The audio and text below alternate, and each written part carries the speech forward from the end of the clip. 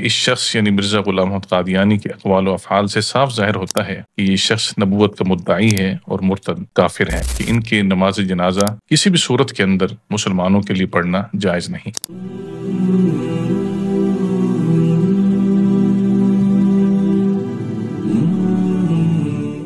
بسم اللہ الرحمن الرحیم ان الحمد للہ نحمده ونستعینه ونستغفره ونؤمن به ونتوکل علیہ ونعوذ باللہ من شرور انفسنا ومن سیئات اعمالنا من يهده الله فلا مضل له ومن يضلل فلا هادي له واشهد ان لا اله الا الله وحده لا شریک له واشهد ان محمدا عبده ورسوله۔ رب العالمین کے فضل، احسان اور اس کے کرم سے فتنہ قادیانیت کے حوالے سے ہماری گزارشات آپ ناظرین کے سامنے اقساط کی صورت کے اندر آ رہی ہیں۔ اسی سلسلہ کا تسلسل آج یہ ہے کہ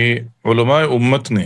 ہر زمانہ کے اندر جب بھی کسی بھی قسم کا کوئی فتنہ رونما ہوا ہے، رب العالمین نے ان کو جس علم اور فضل کے ساتھ نوازا ہوتا ہے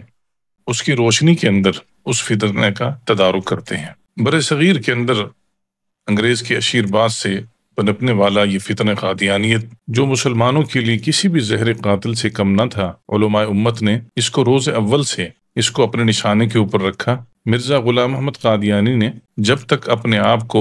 دین کا خادم اور مجدد ہونے تک اپنے دعوی کو ثابت کرنے کی کوشش کی۔ علماء امت کو یہ بات محسوس ہوئی کہ یہ شخص صحیح فکر کا حامل نہیں ہے، لیکن وقت کے گزرنے کے ساتھ ساتھ جس وقت اس نے مسیح موعود ذلی اور بروزی مسیح ہونے کی جو اس نے اصطلاح گھڑی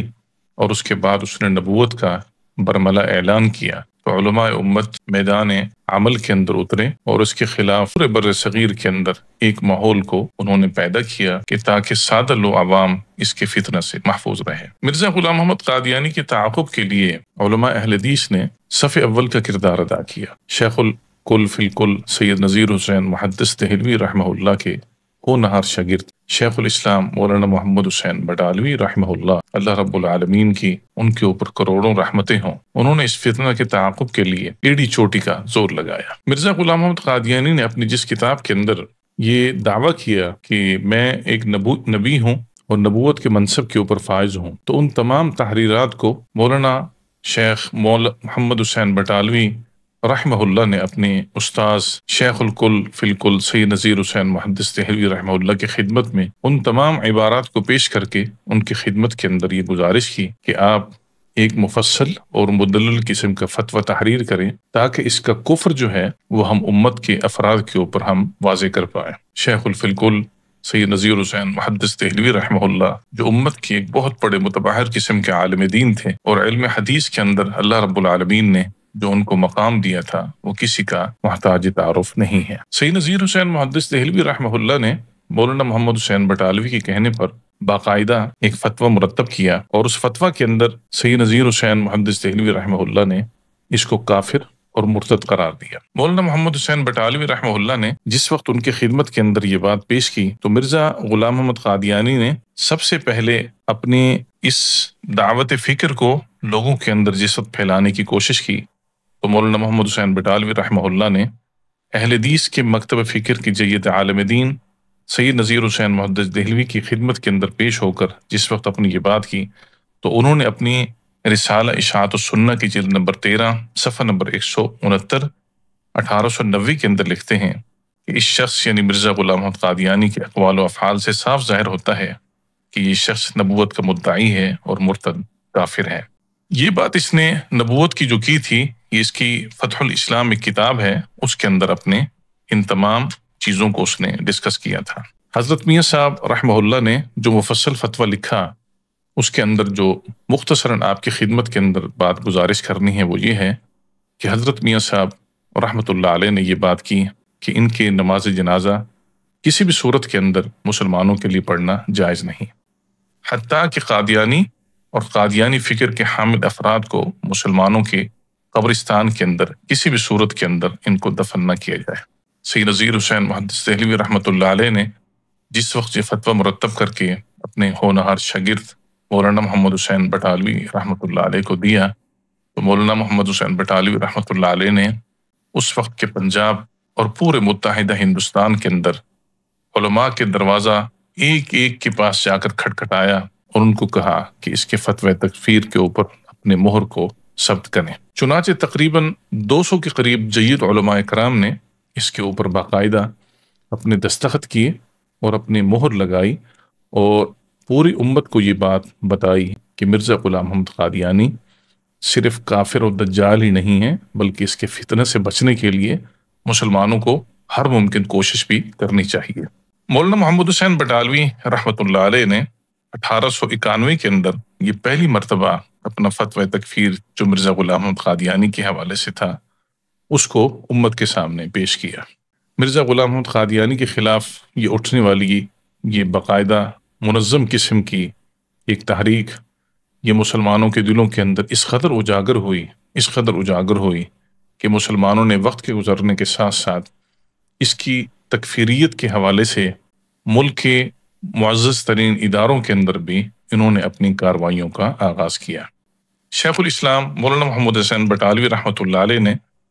یہ اپنا فتویٰ اشاعت السنہ کے اندر جو شائع کیا تھا، اس کو دوبارہ 90 کی دہائی میں 1986 کے اندر ہماری جماعت اہل حدیث کے بہت بڑے عظیم محدث مولانا عطا اللہ حنیف بوجانی رحمۃ اللہ علیہ نے اس کو دوبارہ اردو زبان کے اندر شائع کرنے کی سعادت حاصل کی۔ مرزا غلام محمد قادیانی نے جس وقت مولانا محمد حسین بٹالوی رحمۃ اللہ علیہ کے ان تمام چیزوں کو دیکھا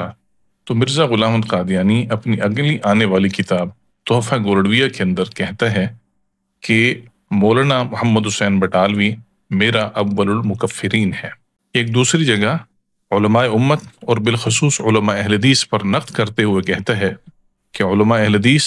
خصوصاً مولانا محمد حسین بٹالوی اور ان کے استاذ شیخ الکل مولانا محمد حسین نذیر حسین محدث دہلوی یہ اول المکفرین ہیں اور بانی تکفیر ہیں۔ آپ کو یہ بات یاد رہے کہ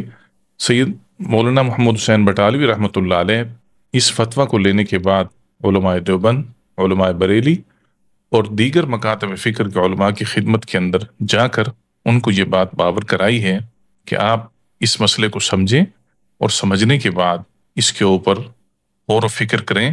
اور غور و فکر کرنے کے ساتھ ساتھ اپنے حلقہ اثر کے اندر یہ بات ان کو بتائیں کہ مرزا قادیانی غلام محمد قادیانی یہ اس امت کا سب سے بڑا فتنہ ہے۔ اس دنیا کے اندر فتنہ آنے کے بعد ملک کے مختلف معاملات کے اندر اس کی تکفیر واضح ہو چکی تھی اور کہیں نہ کہیں ہو رہی تھی۔ اس سے قبل 7 جون 1935 کو بھاولپور کی عدالت کے اندر بھی مرزا غلام محمد قادیانی اور اس کے افکار کے خلاف ایک جو مقدمہ دائر ہوا تھا، اس کا فیصلہ 7 جون 1935 کی بھاولپور کی عدالت نے اس کو کافر اقلیت قرار دیا تھا۔ یہ انشاءاللہ الرحمن ہم اپنے اگلے ایپیسوڈ کے اندر آپ کو یہ بات بتائیں گے کہ مقدمہ بھاولپور اور اس کے روح رواں کون تھے،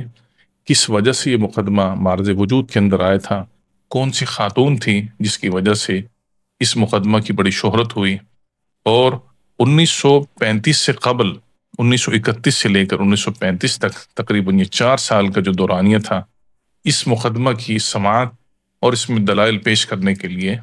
متحدہ ہندوستان کے کن کن علماء نے اپنی خدمات کو سر انجام دیا۔ 1935 کے اس فیصلہ کے بعد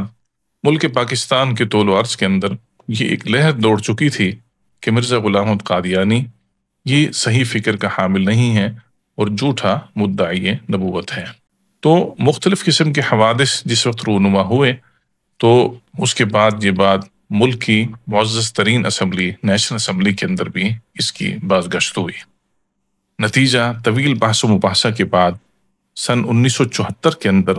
قومی اسمبلی نے متفقہ طور پر قادیانیت کو غیر مسلم اقلیت قرار دیا اور ان کے معاملات کو اس حساب سے ڈیل کرنے کی کوشش کی۔ اللہ رب العالمین سے دعا ہے اللہ صحیح معنوں میں ہمیں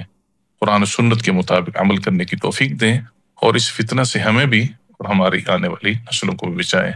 وآخر دعوانا الحمد للہ رب العالمین۔